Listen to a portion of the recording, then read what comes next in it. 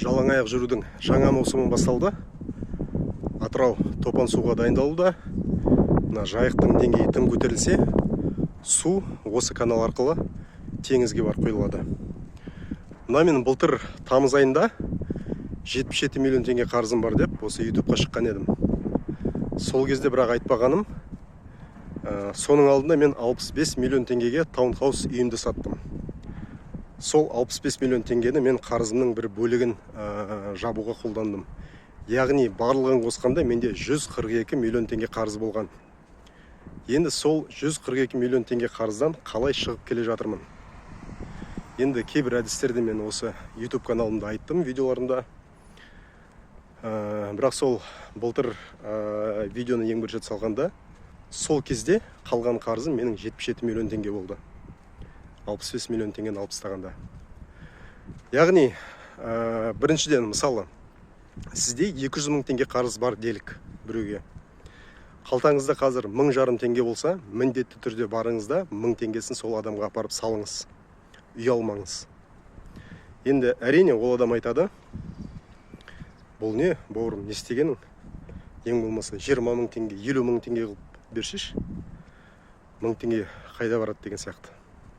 Сіз айтыңыз, бауырым, қалтама түскен ақшаны осылай беріп тұруға шештім, өтініш қабылда. Себебі, мысалы, қазір қалтаңызда 1,5 теңге бар. Оны донорге сауып жібересіз. Ертең 2000 теңгені жойып жібересіз. Содан кейін 500 теңгені жойып жібересіз.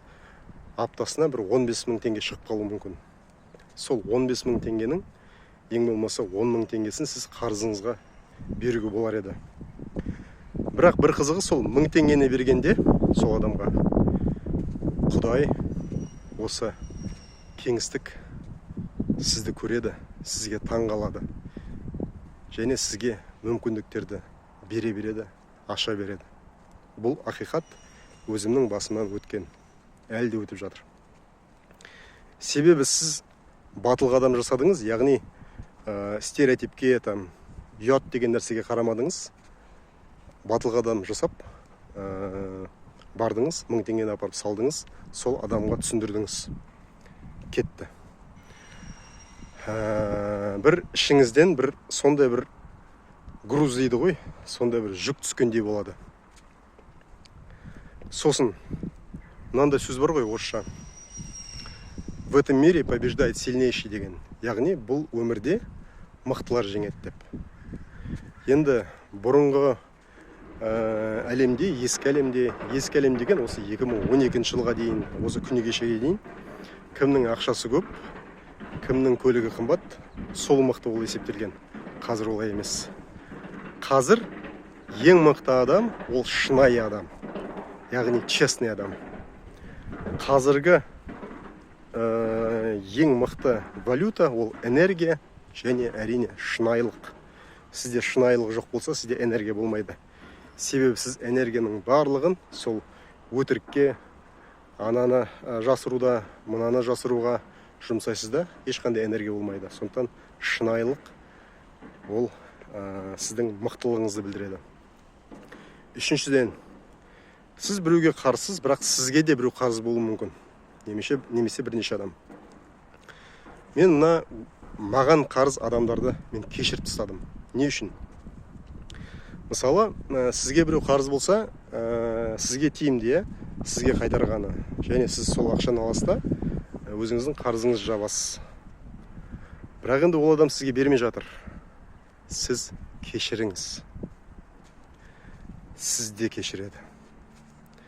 Библияда сөз бар ғой. Не судите, да не судимым будете деген сияқты. Яғни біреуді айыптамаңыз, сонда сізді айыптамайды. Сол сияқты сіз кешірсеңіз, сізді де кешіреді.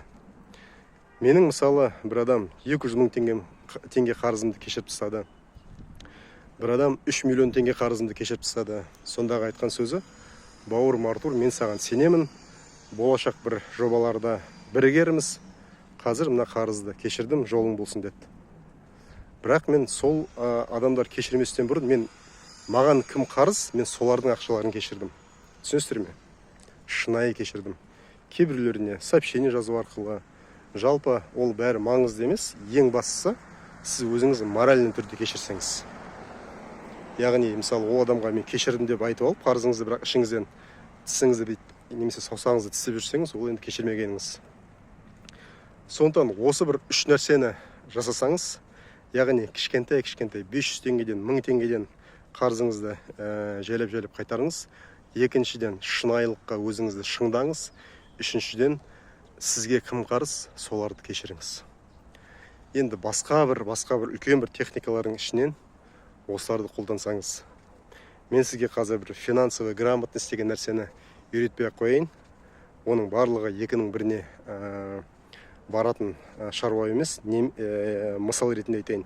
Кейбір мына творческий адамдар болады, ақындар, немесе әншілер деген сияқты математикаға жоқ, ақшасын санап білмейді, бірақ оларда ақша көп. Оларда финансовый грамотность деген бар деп ойлайсыз ба? Жоқ. Бірақ оларда ақша бар ма? Бар. Менде мысалы өз басымда финансовый грамотность деген ондай жақсы емес. Бірақ мен ақша таптым кезінде.